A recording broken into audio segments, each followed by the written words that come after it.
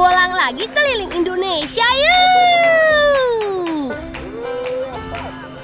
Kali ini kita akan ikuti serunya balapan kerbau di Sumbawa.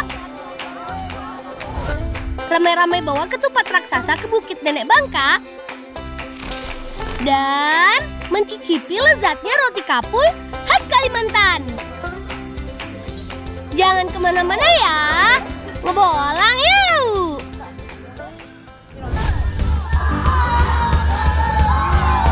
Heya, heya, heya!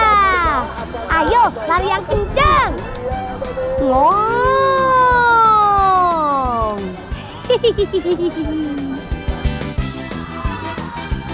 Ini dia balapan kebo atau balapan kerbau khas Sumbawa. Eits, balapan kerbau bukan sembarang balapan kerbau loh.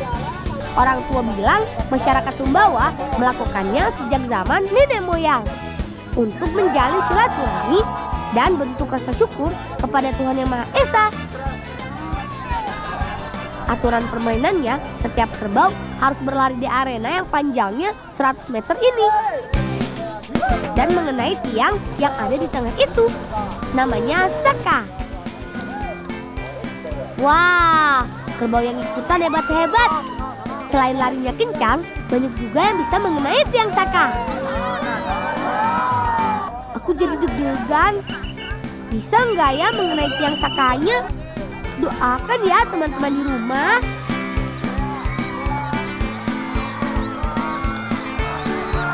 Duh, gagal. Kerbauku belum bisa mengenai tiang saka nih. Gak apa-apa, lain kali kita coba lagi ya. Yang penting, aku sudah berani ikut memeriahkan tradisi yang ada di desaku. Iya nggak?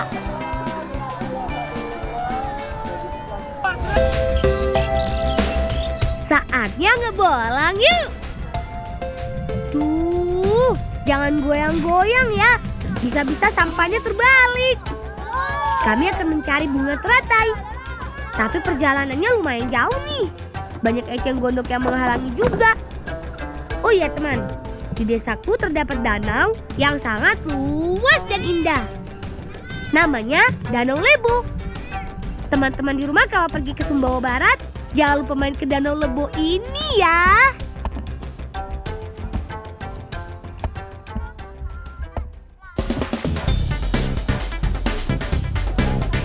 Nah, di sini lokasi teratainya.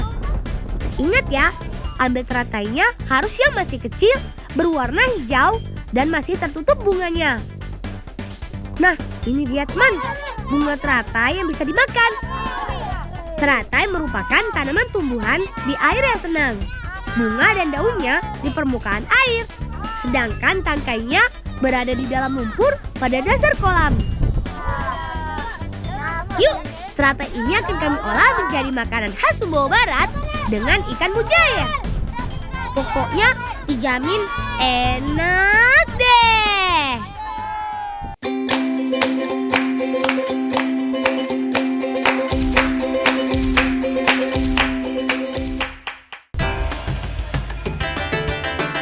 Catat ya teman, ada laos, kunyit, asam jawa, ketumbar, bawang merah, bawang putih, ikan mujair, dan tentu saja teratai. Bawang merah dan bawang putih dihaluskan. Beri sedikit garam secukupnya ya. Masukkan kemiri juga. Sedangkan aku akan mengupas teratainya. Buang batang dan daunnya. Bumbu-bumbu seperti ketumbar, lada, cabai merah, kunyit, dan laos haluskan. Jangan lupa air asam jawa. Asam jawa banyak loh teman manfaatnya. Salah satunya meningkatkan daya tahan tubuh. Asam jawa memiliki sumber yang kaya akan vitamin C serta antioksidan yang meningkatkan kekebalan tubuh dan memiliki sifat antiseptik untuk menyembuhkan segala infeksi. Bumbu yang sudah dihaluskan lalu masukkan ke dalam air yang sudah mendidih. Lalu aduk sampai warna air berubah menjadi kuning ya. Baru bumbunya saja sudah enak ya baunya. Apalagi kalau teratai ikannya sudah jadi. Selanjutnya masukkan serai dan ikannya teman. Tunggu sampai matang. Kalau sudah sedikit matang ikannya, barulah masukkan bunga teratainya. Bunga dimasukkan terakhir supaya nggak terlalu matang. Jadi pas dimakan nanti masih keringnya segar.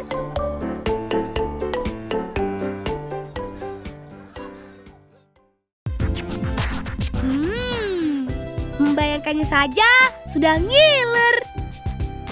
Sabar ya teman, jangan dimakan dulu. Ini untuk sedekah orong. Jadi kita makan sama-sama nanti. Teman-teman di rumah, hari ini di desa kami sedang melaksanakan adat sedekah orong. Tujuannya untuk rasa syukur atas keberhasilan para petani dalam menanam padi, teman. Semua masyarakat desa Meraran berkumpul. Nah, ini yang ditunggu-tunggu. Makan-makannya. Di acara adat sedekah orong terdapat berbagai makanan tradisional seperti pesar, mandura, urai, dan ketupat. Makanan yang kami buat rasanya enak. Bunga teratai, ikan mujair, dan bumbunya sangat pas di lidah. Teman-teman di rumah pasti bisa kan cara membuatnya? Bahan-bahannya mudah didapat kok.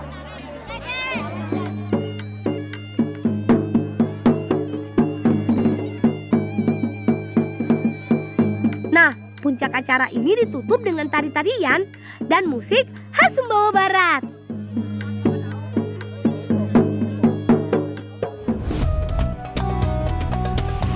Teman, sekarang ngebola bersama kami di Bangka yuk. Kami anak-anak desa Gudang, Bangka Selatan, Provinsi Bangka Belitung. Sekarang saatnya kita membantu kakak dan paman menyungkur udang. Ayo, dorong lebih kuat lagi. Oh iya teman, sungkur kami ini terbuat dari kayu dan jaring. Uniknya, di bagian ujung sungkur ada kayu yang dibentuk menyerupai sepatu. Alat ini berfungsi untuk memudahkan kita saat mendorong. Selain itu mencegah sungkur masuk dan tertancap di dalam pasir. Sekarang lanjut dorong sungkurnya ke tepi pantai lagi.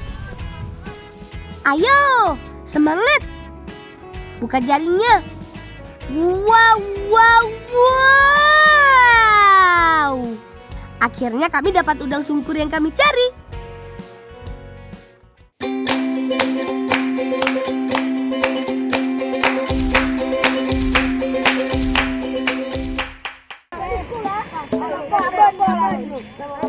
Teman, udang bukan hanya berguna untuk bahan baku terasi loh.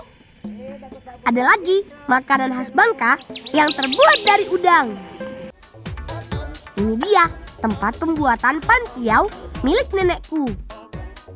Campur tepung beras dan tepung terigu. Jangan lupa tambahkan garam. Tuangkan sedikit demi sedikit air. Aduk terus sampai tepung berubah agak cair. Tinggal masukkan deh pewarnanya. Merah, kuning, hijau. Ya, jangan lupa. Jadi adonan pantiaunya. Sebelum masuk ke proses pengukusan, loyang harus diolesi minyak terlebih dahulu supaya nggak lengket. Sip, tuangkan adonannya. Tipis-tipis saja ya teman, seperti ini. Waktunya mengukus adonan. Masukkan loyang kecil paling bawah, disusul loyang yang lebih besar. Begitu seterusnya sampai 3 tingkat. Tutup agar kukusan cepat matang.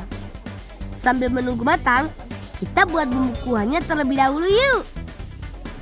Rebus udang sampai menjadi kaldu udang.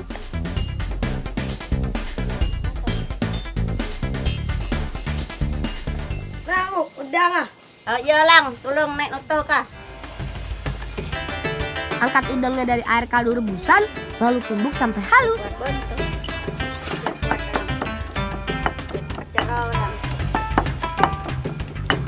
Untuk bumbunya, kupas bawang merah dan bawang putih. Tumbuk sampai halus keduanya dan tambahkan sedikit sahang atau merica. Campur tumbukan udang dengan bumbu halusnya. Jadi deh, sekarang tinggal ditumis. Aduk-aduk agar tidak gosong ya teman. Setelah setengah matang, tuangkan kuah kaldu udangnya. Tunggu deh sampai mendidih. Sekarang angkat loyang dari kukusan yuk. Tada! Matang juga akhirnya. Ambil adonan yang sudah matang dari loyang dan letakkan di atas daun pisang supaya tidak lengket. Gulung secara perlahan dan potong tipis-tipis.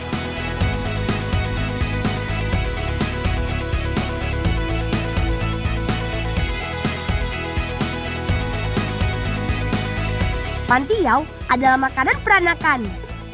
Muncul dari budaya Tionghoa yang ada di Pulau Bangka. Di Pulau Bangka memang hidup beragam etnis yang rukun damai teman. Cantik sekali. Setelah semua diiris tipis, tinggal kita susun saja di atas daun mangkok. Tara! Pantiau khas Bangka siap disajikan saat ritual adat ketupat gong.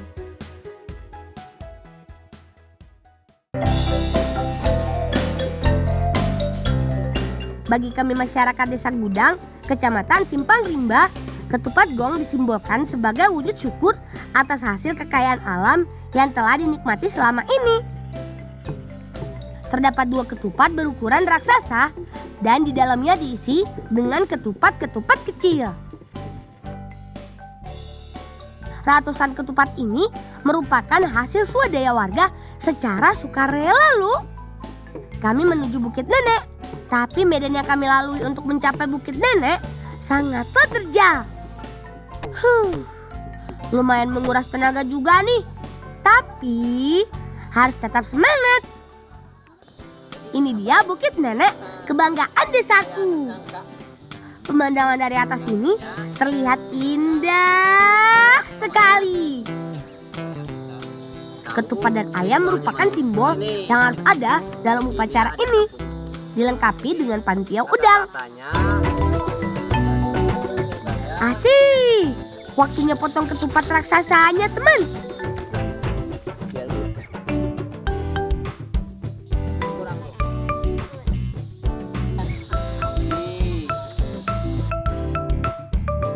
Selamat makan teman-teman. Nikmatnya makan bersama sambil menikmati pemandangan yang sangat indah.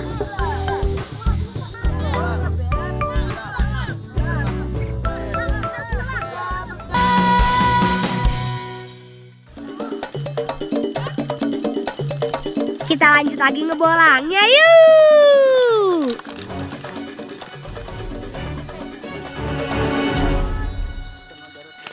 Takot lo pecahuan. Dia aku banyak nengau ko, nengau. Ayo. Ayo.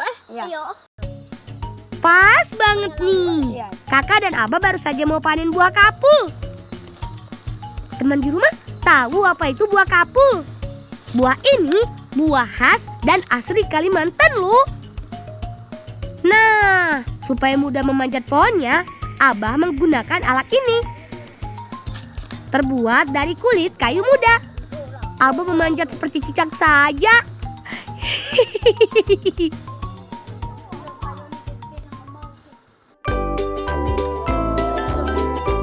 Petik yang banyak ya, Bah. Begini bentuk dan rupa si buah kapul. Di tempat kalian tinggal ada tidak? Atau namanya berbeda? Ada lagi nih yang unik. Bagian dalam buahnya mirip manggis, tapi warna kulitnya mirip duku. Ayo, kita kumpulkan buah kapulnya teman-teman. Kita panen di waktu yang pas nih. Buah yang masih satu keluarga dengan buah rambai ini bisa dipanen setahun sekali. Dan waktu paling baiknya di awal tahun. Biar makin sip, kapul ini akan diolah kakak menjadi wadai.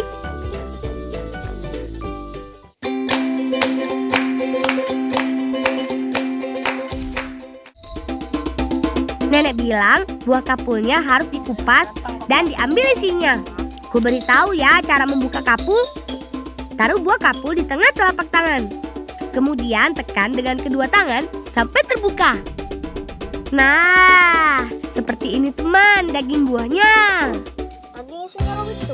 Kata rasa isi lima Untuk membuat wadai, kita memerlukan bahan lain nih teman. Seperti kelapa. Parut lalu jadikan santan. Santan bisa membuat makanan menjadi semakin gurih. Apalagi wadai yang dimasak dengan santan, rasanya akan semakin lembut, legit, dan creamy loh teman. Sekarang tuang tepung, gula pasir, dan santan sedikit demi sedikit, lalu aduk rata. Nah, kalau sudah menggumpal seperti ini, saatnya memasukkan telur ayamnya. Kata nenek, telur mengandung lemak dan protein. Telur juga berguna mengikat adonan dan dapat memberikan kelembapan pada kue atau makanan yang dipanggang. Lihat, warna-warninya cantik bukan? Teman, supaya nggak mudah gosong, olesi dulu cetakan menggunakan minyak ya teman. Baru deh, masukkan adonannya. Hati-hati ya, panas sekali nih. Kalau cetakan sudah terisi semua, kemudian tunggu sekitar 1 menit untuk membuat kue setengah matang. Lalu letakkan buah kapulnya di atas kue sampai setengah tenggelam. Kemudian tutup lagi deh, tunggu sampai matang. Dengan api besar seperti ini, memanggang kue hanya membutuhkan 3 menit saja. Nah, sudah jadi ini. Langsung saja kita angkat. Jadi deh, kue kapul khas Warukin. Benar-benar terlihat cantik dan menggugah selera ya. Kakek dan paman sedang latihan pertunjukan tari dadas. Pasti akan senang sekali kalau dibawakan wadai kapul ini.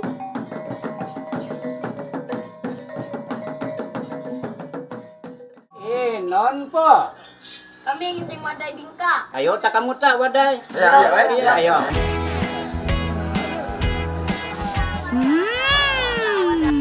Betul kan? Rasanya bukan enak, tapi enak banget. Kuenya lembut sekali. Ditambah dengan segarnya buah kapul yang asam manis. Ayo kak, makan yang banyak supaya nanti kuat menarinya.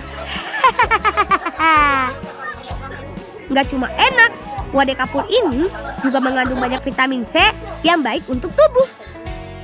Vitamin C kan menjaga daya tahan tubuh kita supaya nggak gampang sakit. Nih, aku beri tips buat teman-teman di rumah kalau sudah mulai batuk atau flu.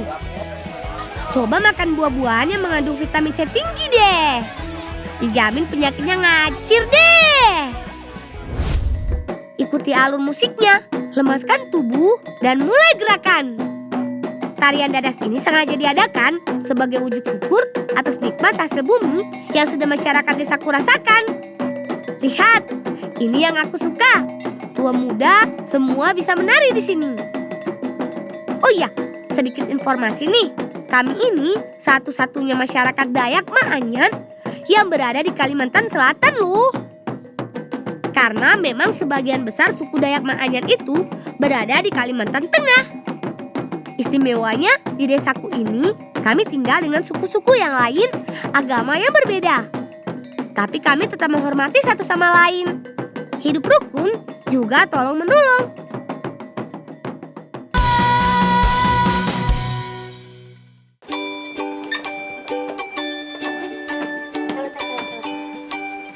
Teman-teman, sebelum ngebolang, ingat 3M, memakai masker, menjaga jarak, dan menjauhi kerumunan. Jangan lupa mencuci tangan dengan sabun di air yang mengalir. Sering-sering cuci tangan ya lah. Iya teh. Ayo ngebolang.